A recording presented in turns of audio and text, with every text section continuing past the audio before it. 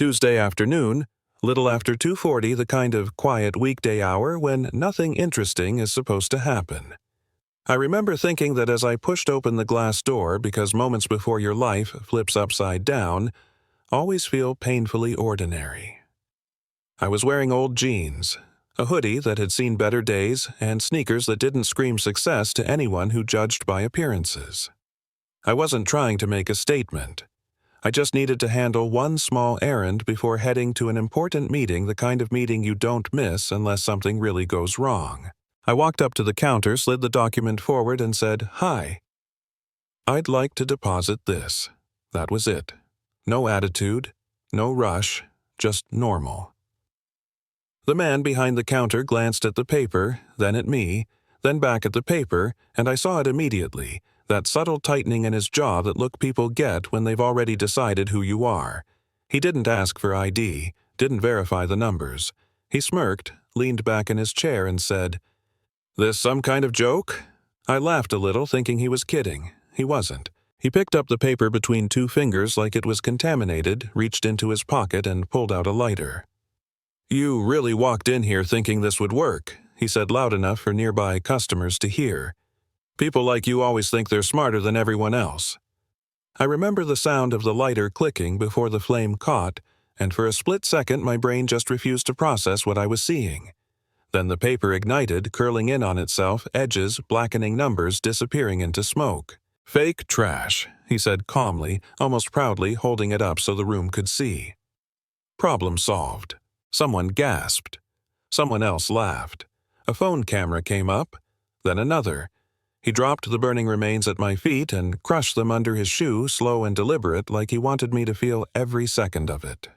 The smell of burned paper filled the air, sharp and bitter, and all I could think was how surreal it felt standing there watching my own worth, at least in his eyes, turn into ash on a polished floor. I didn't move. I didn't shout. I didn't even argue. I just stood there breathing, listening to my heartbeat in my ears. He took my silence as victory. That's what I thought he said, turning to the growing crowd. "You shut this nonsense down immediately. You don't entertain it." A security guard drifted closer, hand hovering near his radio, not quite sure who the threat was. A woman near the window whispered commentary into her phone, clearly live streaming. I caught a glimpse of the screen as she tilted it, little hearts floating up the side, comments rolling faster than I could read. Apparently, my humiliation was entertaining. The man leaned closer to me and lowered his voice just enough to make it feel personal. "Next time, don't waste our time," he said. "You don't belong in places like this." That one landed, not because it was new, but because it was familiar. I'd heard versions of that sentence my entire life, sometimes loud, sometimes whispered, always wrapped in the same judgment. He reached for my wallet when I tried to pull out my ID, snatched it from my hand, and held it up. "Oh, look at this," he announced. "Stolen cards, too. Figures." The guard spoke into his radio now, words like fraud and backup floating through the room. I checked the clock on the wall without thinking. 12 minutes. That's how long I had until my meeting started. My phone buzzed in my pocket. Then again, I ignored it. Not because it wasn't important, but because something else was happening. Something bigger than the moment itself. He was performing now, giving speeches about protecting honest people, about being vigilant, about how you had to be tough on scammers. People nodded along. Someone even clapped. I watched faces shift, watched how easily a crowd can be convinced when confidence replaces evidence. "Sit down over there," the guard said, pointing to a chair near the window. I went, still calm, still quiet. The man followed me with his eyes circling like he wanted me to crack. "You're taking this pretty well," he said. "Most guys panic when they get caught." I looked up at him and said, "Do they?" That seemed to irritate him more than yelling ever could have. At 2:58, my phone buzzed again. I glanced at it this time. Emergency meeting starting now. I smiled just slightly.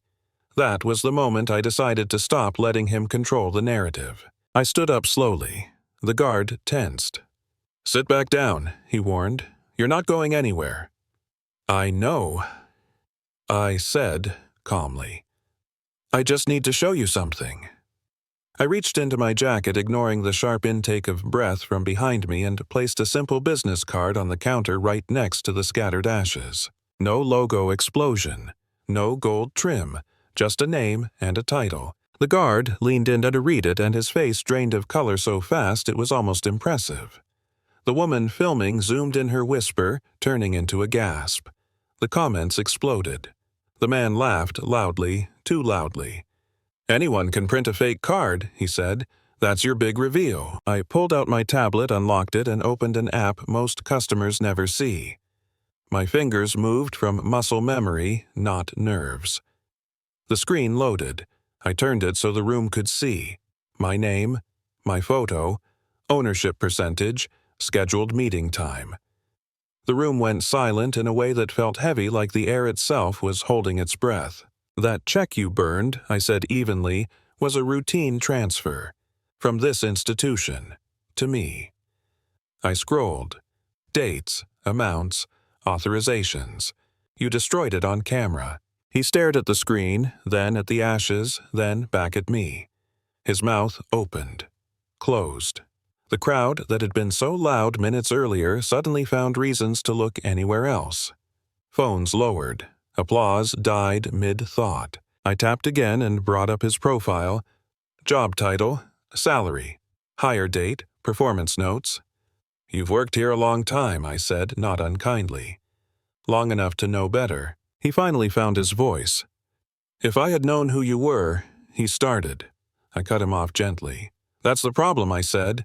"You shouldn't need to know who someone is to treat them with respect." I laid out his options, clear and simple. Accountability, real consequences, and a chance to learn.